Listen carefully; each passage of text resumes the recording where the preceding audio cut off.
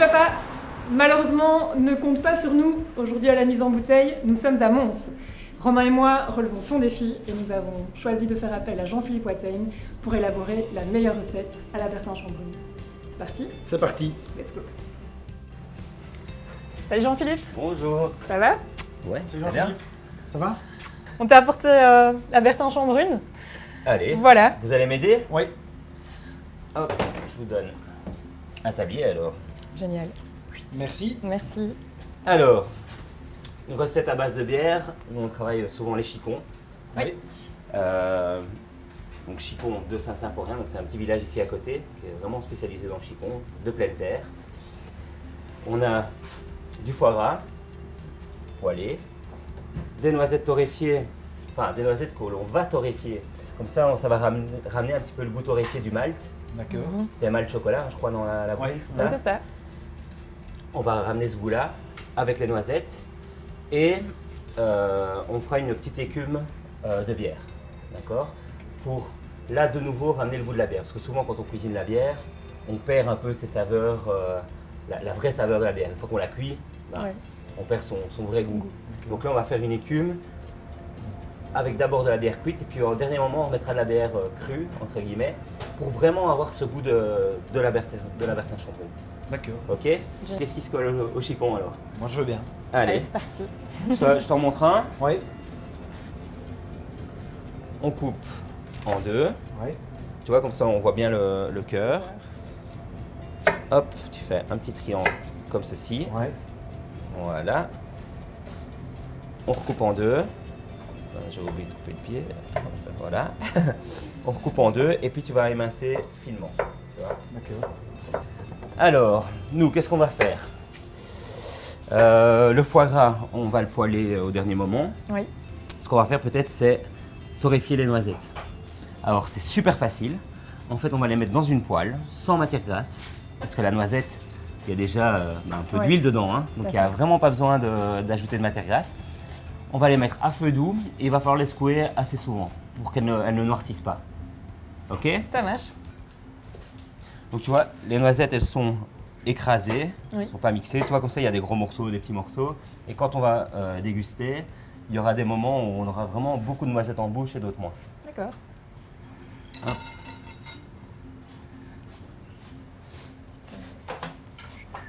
Comme ça. Comme ça? Ça. Voilà, il va falloir attendre que la poêle chauffe convenablement, Ouais. mais il vaut mieux commencer directement. Comme ça chauffe petit à petit et ça ne brûle pas. Si on fait chauffer la poêle tout de suite, Oui. sans mettre les noisettes, on risque directement De d'avoir une saisir. coloration trop forte. Alors, les chicons pour les poêler, ce qu'on va Ouais. faire, on va attendre qu'elle est terminée sur le feu et puis on fera ça. On va mettre un petit peu d'ail aussi. L'ail, D'accord. on va pas le hacher ou quoi que ce soit. Pour qu'il donne son goût, on va simplement écraser. Tape un coup de Voilà, dessus. on tape un coup dessus, on les met dedans et on les retirera. Ok. D'accord? C'est vraiment pour donner un petit peu goût. Parce que c'est vrai que l'ail avec le chicon, ça va bien, ça donne toujours un petit plus. Alors, un truc auquel il faut faire attention aussi, donc là tu vois, elles prennent une belle couleur. Oui. Ce qu'il faut faire quand on a terminé, tout de suite les sortir de la poêle. Parce que rien qu'avec la chaleur résiduelle, ça continue à cuire. Donc on va encore le faire un petit peu pour vraiment arriver aux mêmes arômes que le malt chocolat. Donc vraiment être sur quelque chose de bien torréfié. Ils sont bien Moi, je connus, crois là. que c'est bien là. Hein. Ouais. Ouais, on a une belle couleur, une belle odeur. Hop, voilà. Ça sent bon. Hein. On va donc les remettre dans leur petit pot. Oui. Voilà.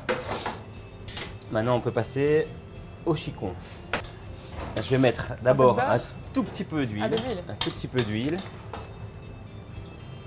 On va mettre 2 petites gousses d'ail. Donc, on va même pas les éplucher.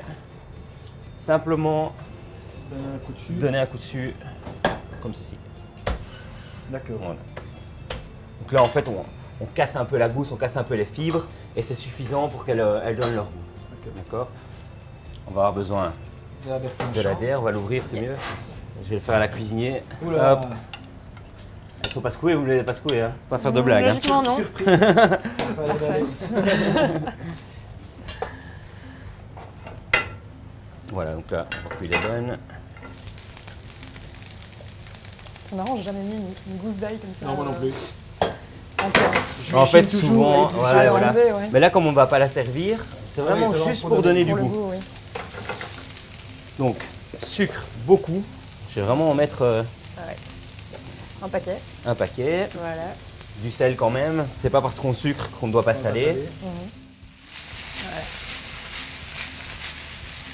Voilà, le but maintenant, ça va être de les caraméliser. Et là, combien de temps on laisse Ça dépend vraiment des chicons, justement. Il n'y a pas vraiment de règle. Il faut vraiment qu'on voit que ça commence à colorer. Et on pourra déglacer avec la Bertin Champ. Bertin-Champ. Génial. Alors, ce qu'on va faire aussi, parce qu'une recette sans beurre, c'est pas une recette, on va ajouter une petite noix de beurre Ah oui, bien. pour le goût et pour la caramélisation. l'onctuosité. Ouais, et puis pour la coloration, ça va aider aider. aussi. Voilà, là, tu vois, on a une belle coloration. Ouais. Hop. Le produit magique. C'est ça.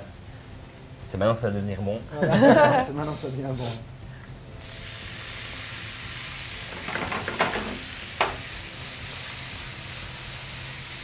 Pas mal. Donc ici au niveau de la Bertin-Champ, tu mets juste un Là, petit c'est peu un pour- petit filet. Donc, oui, le plus important, ça va être de goûter. On n'a pas encore goûté. C'est vrai. Comment savoir si j'ai mis assez de sel, de sucre ou de Bertin Champ si on n'a pas goûté? C'est vrai. On a une bonne odeur. Hein.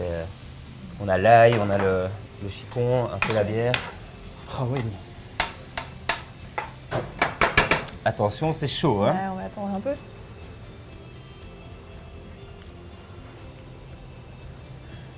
On sent la bière déjà. Hein. Ouais. En fait, là, la bière, oh, on la sent bien. Maintenant. Voilà. Elle est vraiment là pour donner un lien aussi à la recette. D'accord? Comme on va la retrouver dans les Comme on va la retrouver dans l'écume, ça va donner une cohérence un peu à la recette.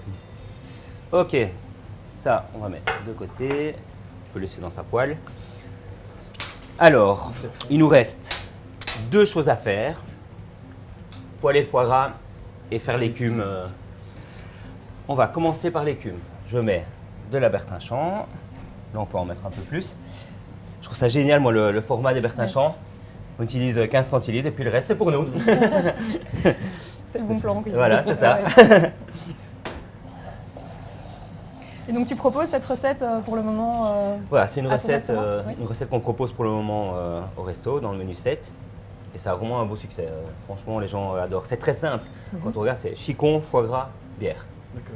Et noisettes, quand même. Ouais. Parce qu'elles sont très importantes. Vous verrez à la dégustation, ça change tout. Ça relève. Ouais. Excellent. Donc là, on va la laisser réduire un tout petit peu, la D'accord. cuire un petit peu, pour qu'elle perde son alcool, en fait. D'accord. D'accord. Ensuite, on ajoutera du lait et du beurre. Ça va faire une émulsion en fait. Quand on va mixer, c'est ce que le lait et le beurre vont faire qu'on va pouvoir avoir une écume. Une mousse quoi. Voilà. Ok, d'accord. Voilà, ben là, on voit qu'il y a une ébullition. On va retirer, je vais ajouter le lait. Donc tu retires du feu. Bah, pour que ça ne continue pas. D'accord.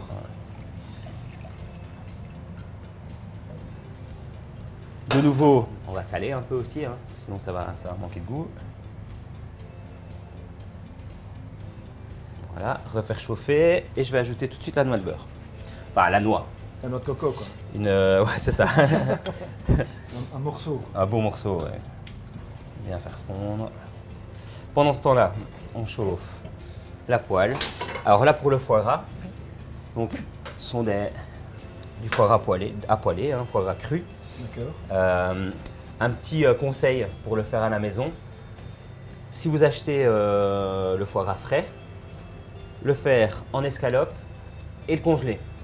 D'accord. Voilà. Et on peut le cuire, donc il faut le sortir un petit peu à l'avance et le cuire encore congelé. Pas qu'il se- Ça permet vraiment d'avoir une cuisson bien dorée sans que ça fonde. D'accord. Quand vous verrez, là, je les ai sortis, bon, ils sont juste froids.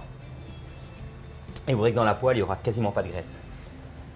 Alors, bien sûr, ça suffit en graisse, hein, ce n'est que de la graisse, donc on ne va rien mettre dans la poêle, on les met directement. Ouais, ouais. Donc, tu vois, il est bien doré. Bien, hein. Alors, pour vérifier la cuisson, il y a un petit truc aussi.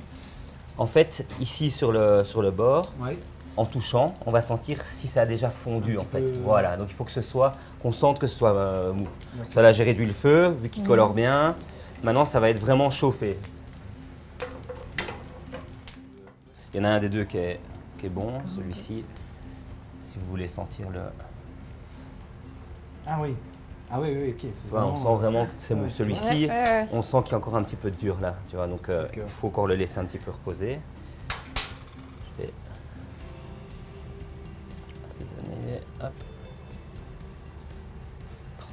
C'est tour de moulin. Et alors ici, là, ça commence un petit peu. Voilà. Bah, une fois que le beurre est fondu, on peut enlever. D'accord. Ajouter un peu de bière crue. Hop. Voilà. Et alors, au moment du dressage de l'assiette, on va donner un petit coup de mixeur dedans pour émulsionner. D'accord. On va prendre quelques cuillères. Je vais faire la première assiette et puis vous ferez la deuxième. Ça va. Ça marche. Donc on va commencer avec nos chicons. On met une bonne cuillère à soupe dans le fond de l'assiette. Voilà, ça doit vraiment faire un petit lit pour notre foie gras. Ensuite, la tranche de foie gras. Voilà. Magnifique. Les noisettes du Piémont. Donc là, il ne faut pas hésiter, il faut en mettre. Vous verrez à la dégustation, c'est vraiment important. En fait, c'est ce qui va rester en bouche quand on va déguster. D'accord. On va avoir d'abord le foie gras, les chicons, et après arrivera vraiment en fin de bouche les Les noisettes. noisettes. Notre écume. Il y en a qui ont fait quelque chose.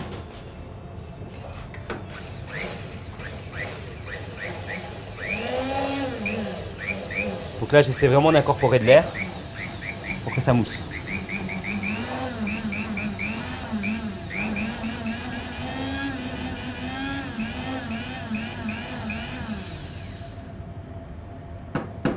Alors ça, c'est vraiment quelque chose qu'il faut faire au dernier moment. Donc là, je vais en mettre, elle va retomber. Donc c'est quelque chose qu'on met juste avant de servir. Que Ok. ce soit beau dans l'assiette. et que- Voilà, qui est Ça vraiment retombe le pas, côté quoi. Ah ouais, mousseux, quoi. ouais, c'est dingue. Donc je vais le mettre maintenant comme ça on a l'assiette. Alors ce qui va être important aussi, C'est génial. c'est de mettre un petit peu de jus. Parce que là je mets que de la mousse. Ouais. Je vais aller chercher un peu de liquide en dessous pour qu'on ait bien le goût de la bière après. D'accord. Voilà. Voilà. Magnifique. Super. À vous maintenant. C'est parti. Vas-y. Je mets les chicons. Hop. Tu suis avec le gras. Encore un peu. Oui, hein, soyons généreux. Il y en a. Attention, ouais, mais attention que dans un plat il y a toujours un équilibre à respecter. Comme le chef, hein. Attention. Voilà, comme ça. Voilà, les noisettes. Là, je mets Voilà. vraiment au-dessus. Voilà, pas hésiter à mettre du jus aussi après. Ouais. C'est vraiment super cette écume parce que c'est tout bête à faire, je vais dire un autre mot. C'est tout peux bête dire à c'est faire, tout con aussi. C'est tout con. Et ça rend vraiment super bien dans l'assiette, quoi. Un peu de jus, Voilà. encore un petit peu. Non, pas trop non plus. Pas trop, il faut vraiment voilà, bien respecter Voilà. les quantités pour l'équilibre. Bon. Ouais, voilà, il Il y a n'y a plus qu'à. Il y a quand même une qui est un peu plus. Ouais, c'est plus rock, c'est plus Rock'n'roll, rock'n'roll, ouais. c'est plus rock'n'roll. Bah voilà, il n'y a plus qu'à goûter. Hein. Plus qu'à goûter. Est-ce qu'avant ça, on se servirait un petit verre de Vertinchamp ou on... On peut se le servir. On se le sert. Ah. Ouais. Prendre celle-ci. Il y a aussi une belle écume, une belle mousse sur la, Oui, hein. sur la Vertinchamp, oui. Et c'est souvent le cas pour un plat à la bière. L'idéal, c'est de le servir avec la bière avec laquelle il a été Ouais. fait. On parle Ouais. Parce que là, au moins, on est sûr d'avoir les arômes qui vont matcher. Bon, tout match. Allez, je vous laisse Allez, l'assiette attaquer. Oh non, mais même l'autre, hein, ceci est meilleur. C'est parti. Voilà. Pour la dégustation, c'est mieux quoi de tout mettre un petit peu de tout dans la... Oui, Dans oui, la oui, bien sûr. fourchette. Il faut vraiment Ah. prendre du foie gras, des chicons, de l'écume, des noisettes surtout. Super bon.